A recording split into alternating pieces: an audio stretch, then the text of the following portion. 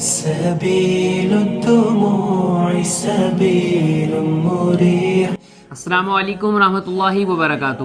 My dear brothers and sisters, رسول اللہ صلی اللہ علیہ وسلم کی زندگی ہم لوگوں کے لیے ایک بہترین نمونہ ہے. قرآن پاک میں اللہ تعالیٰ نے ارشاد فرمایا ہے. تو دیکھیں، ہمیں اللہ معاف فرما دے، آج ہم لوگوں کا زوال پتہ کیا ہے کہ ہم لوگوں کو رسول اللہ صلی اللہ علیہ وسلم کی زندگی کے بارے میں پتہ ہی نہیں.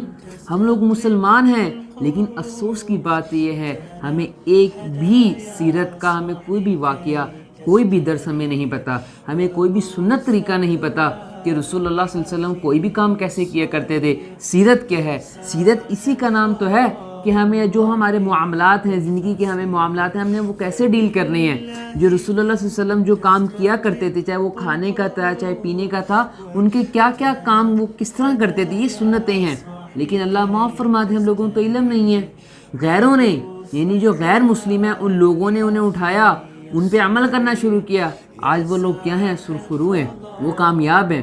لیکن my dear brothers and sisters, Allah تعالیٰ نے جو ہماری کامیابی رکھی ہے وہ اپنے احکامات پر عمل کرنے میں. جب ہم اللہ کے احکامات پر عمل کریں گے اور رسول اللہ صلی اللہ علیہ وسلم کی سیرت کو پڑھیں گے، اس کو سمجھیں گے، ان کی سنتوں پر عمل کریں گے، تو ہماری زندگیوں میں کیا ہوگی؟ خوشیاں، سکون، آسانیاں آئیں گی، ہم کامیاب ہوں گے.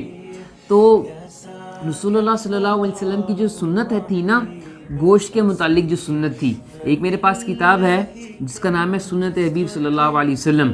مولانا اختر حسین پالنپوری بہاولپوری صاحب ہیں، ان کی لکھی ہوئی کتاب ہے. تو میں نے مولانا عبداللہ صدیقی صاحب کی اس میں سنی تھی درس میں، تو میں لے کر آیا. تو ماشاءاللہ اس میں ہر موقع کی جو ہے نا سنتیں بیان کی گئی ہیں. وہی تو سیرت ہے، سیرت وہی تو بتاتی ہے ہمیں. تو دیکھیے میڈم سسٹرز، ہمیں چاہیے کہ ہم جیسے قرآن پاک کی تفسیر بھی پڑھیں اور سنتوں کو ہمیں پتہ ہو، سیرت ہم پڑھیں تو اس کا ہمیں علم ہوگا. تو اچھا جی، تو اس میں نا جو گوشت کی سنتیں بتائی گئی تھی کہ گوشت کھانے کی رسول اللہ صلی اللہ علیہ وسلم کی کیا سنتیں تھی. تو پہلی بات تو یہ بتائے گی کہ رسول اللہ صلی اللہ علیہ وسلم کو نا بکری کا گوشت زیادہ پسند تھا. بکریوں کا گوشت کہ رسول اللہ صلی اللہ علیہ وسلم زیادہ مرغوب سے نا زیادہ پسندیدہ اس کا بکری کا گوشت پسند تھا. تو رسول اللہ صلی اللہ علیہ وسلم نے ارشاد فرمایا ہے کہ دنیا اور آخرت میں جو سب سے بہترین جو سالن ہے وہ گوشت کا سالن ہے. تو رسول اللہ صلی اللہ علیہ وسلم کو سب سے زیادہ پسندیدہ بھی گوشت ہی تھا.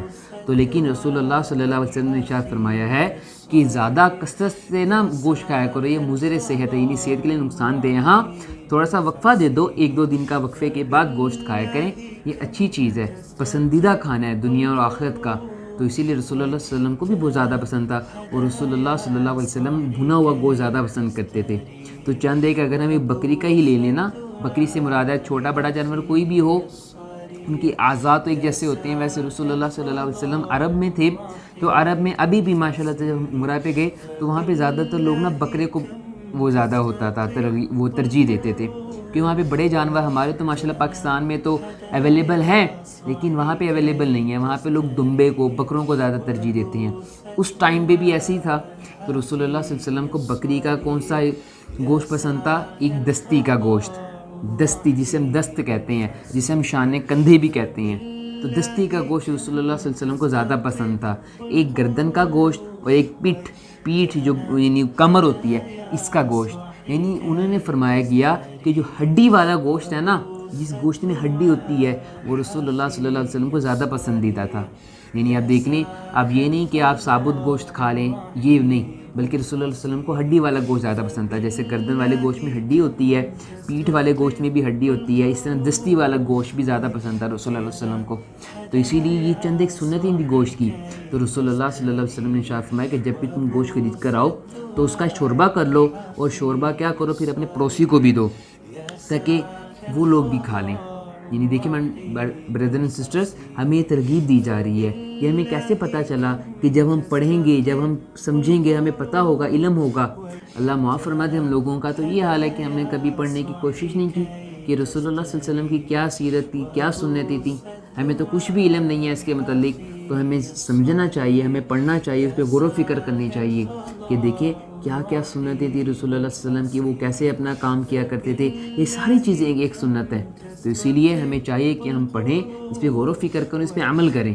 اللہ سے دعا ہے کہ اللہ اس کو سمجھنے کی اور عمل کرنے کی توفیق عطا فرمائے. السلام علیکم رحمۃ اللہ وبرکاتہ.